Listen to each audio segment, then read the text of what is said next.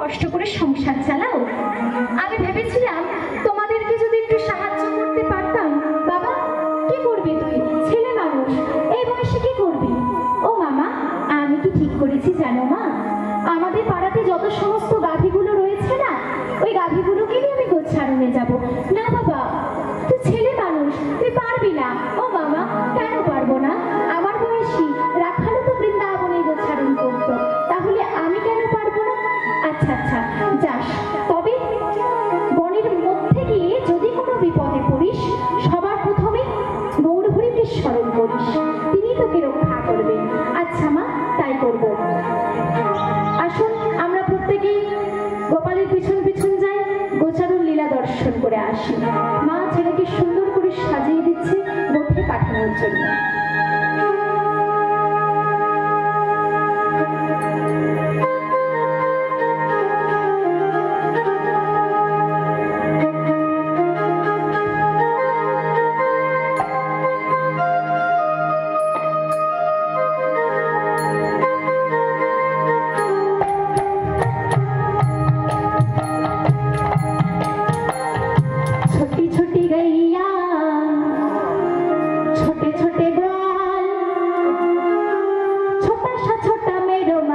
Gopa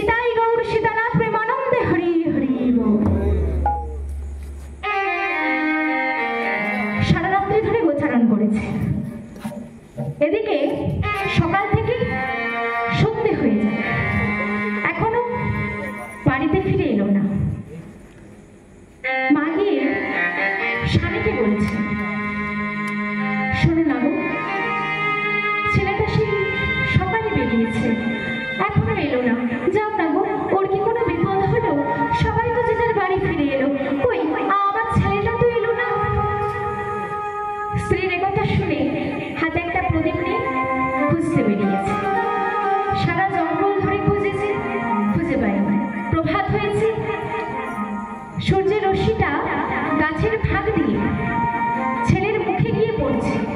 রোদটা পড়ে যাতে ঘুমটা না ভেঙে যায়, নাগ আর নাগিন দুটো এভাবে ফোনা তুলে আড়াল করছে। আর এদিকে নাগ নাগিন দুটো বাবাকে দেখতে পেয়ে, গোপালের বাবাকে দেখতে পেয়ে প্রাণের ভয়ে ছুটে চলে যায়। ছুটতে গিয়ে বাবা কি করেছে, ছেলেকে জড়িয়ে ধরেছে।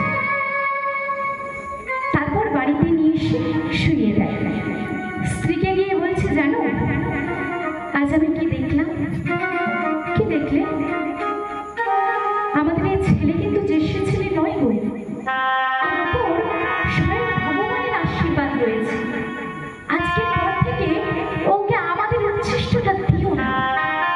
সমস্ত ঘটনা খুলে বলল। মায়ের মন তো কিছুদিন এইভাবে কেটে যায়। একদিন মা গিয়ে ছেলেকে বলছে, বাবা তোকে একটা কথা বলবো। হ্যাঁ মা বলো না, কি বলবি? না বাবা, তোর তো খুব অল্প বয়স, এই বয়সটা তোর এখন গোছানো করার বয়স নয়, এখন তোর পড়াশোনা করার বয়স। আমি চাই তুই পড়াশুনো কর, মানুষের মতো মানুষ তৈরি হ। ঠিক আছে না, তুমি যখন বলছো তাই হবে। মা কি করেছে, ছেলেকে নিয়ে গিয়ে টোলে ভর্তি করে দিয়েছে। আগেকার দিনে বাবা ছেলে মেয়েরা টোল থেকে পড়াশুনো করত, তারপর গুরুগৃহ থেকে পড়াশুনো করত। গুরুগৃহ থেকে পড়াশুনো করলে একটা সুবিধে হয়, কি সুবিধে? অল্প বয়সের ছেলে মেয়েদের মনটা অন্যদিকে চলে যায়। গুরুগৃহ থেকে পড়াশুনো করলে সে জিনিসটা হয় না। কিন্তু বর্তমান দিনে এমন অবস্থা হয়েছে, ছেলেটা সে হামাগুড়ি দিচ্ছে, সেই বয়স থেকে এখন ইংলিশ মিডিয়াম স্কুলে নিয়ে গিয়ে ভর্তি করে দেয়। দেখবেন এখন বাংলা মিডিয়ামের ছাত্রছাত্রীর সংখ্যা নেই বললেই চলে।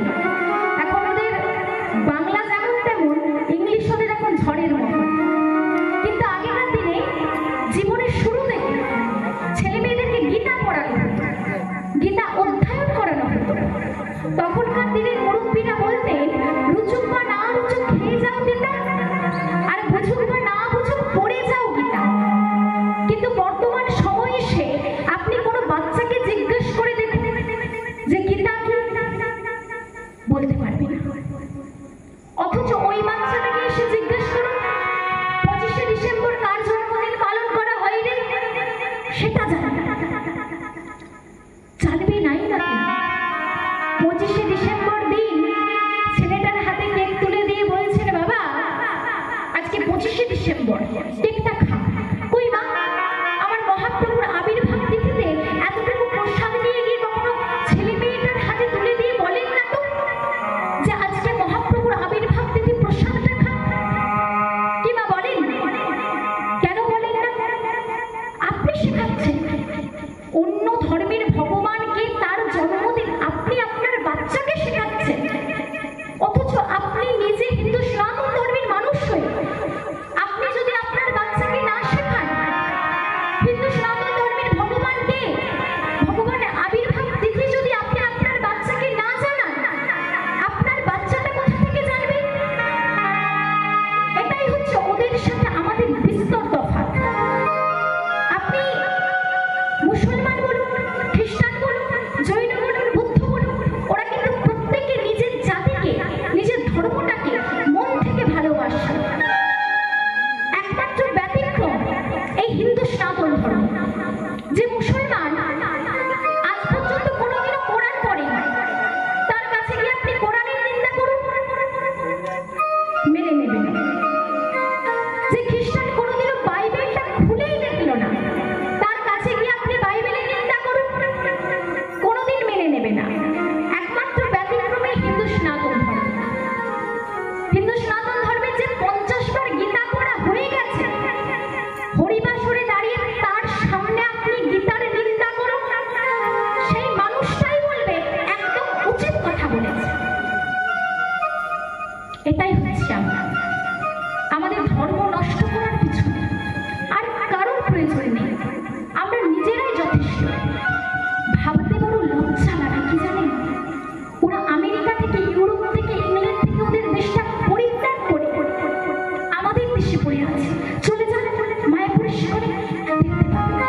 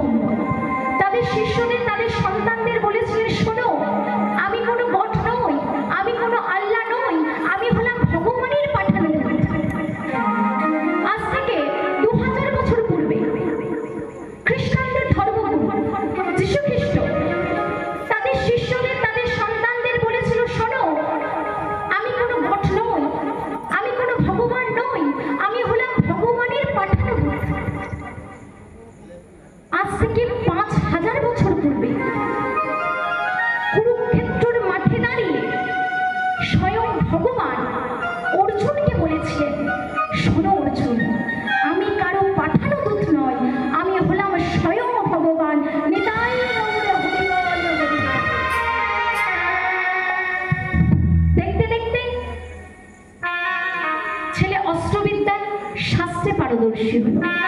দাসটা একটু তুলুন কমে গেছে। দেখতে দেখতে অস্ত্রবিদ্যায় শাস্ত্রে পারদর্শী হলেন। শ্রাবণ মাস, ঝমঝম করে বৃষ্টি পড়ছে। বাবাকে গিয়ে বলছে, বাবা একটা কথা বলবো। হ্যাঁ বাবা বল। না, নদীতে তো সবাই এখন জাল ফেলছে, আমি ভেবেছিলাম যদি সবাই মিলে একসাথে গিয়ে আমরা জাল ফেলতাম বড় আনন্দ হতো। না বাবা, নদী ভর্তি, তুই পারবি না, এর থেকে মনে হচ্ছে খালি গলায়। আপনার রিভার যেটা ছিল পুরো রিভার ড্রাই হয়ে পুরো ড্রাই হয়ে গেছে, পুরো ড্রাই করে দিয়েছে। এই যখন বলছেন তখন বেড়ে যাচ্ছে, তারপর বেশি দিলে না না পুরো না হালকা রাখুন, বেশি দিলে এই যে পুরো ড্রাই হয়ে যাবে। বেশি দিলে কি হচ্ছে না আর একবার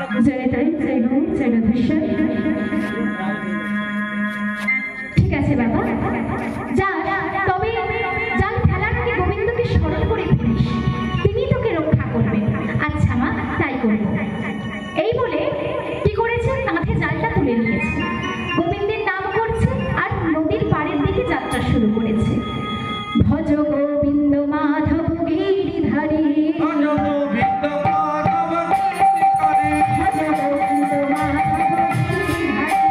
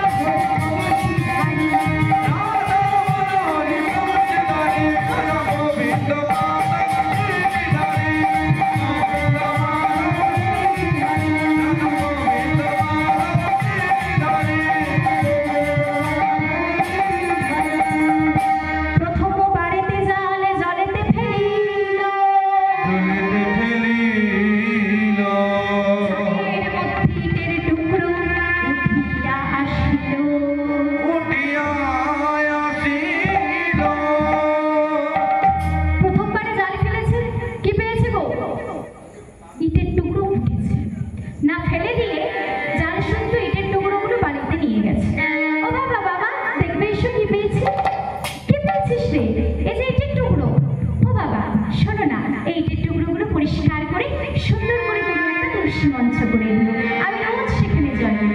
আচ্ছা বাবা, তাই দেব। এই বলে বাবা কি করেছে, ছেলের কথা মতো ইটের টুকরোগুলো নিয়ে পুকুর ঘাটে গিয়েছে। পুকুর ঘাটে গিয়ে ইটের উপরে যে শ্যাওলাটা পড়েছিল না, ওটা পরিষ্কার করছে। পরিষ্কার করতে করতে হঠাৎ শ্যাওলাটা উঠে গিয়ে সোনার মতো চকচক করতে থাকে। প্রত্যেকটা পরিষ্কার করেছে, সোনার মতো উজ্জ্বল। ছুটতে ছুটতে ছেলেকে বলছে, গোপাল বাবা দেখবি, আয় বাবা, এই কি পেয়েছিস? কি পেয়েছি গো বাবা? এই যে তুই ইটের টুকরো পাসনি, এই যে তুই সোনার টুকরো পেয়েছিস। তুই রাজা হবি, রাজ্য পাবি, রাজা হবি, রাজ্য পাবি, রাজা হবি, তুই রাজা হবি, রাজ্য পাবি, রাজা হবি, রাজ্য পাবি, সোনার সিংহাসনে বসবি, রাজা হবি,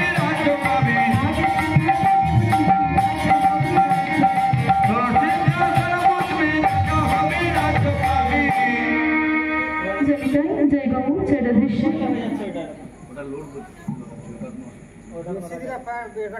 না না না বলছি আপনি বলতে পারছেন, আমি তো বলতে পারছি কি হচ্ছে। ঠিক আছে ঠিক আছে, ইটের টুকরোগুলো বিক্রয় হয়ে রাজপ্রাসাদ হলো, রাজ সিংহাসন হলো, মন্দির তৈরি হলো। এইভাবে কিছুদিন কেটে যায়।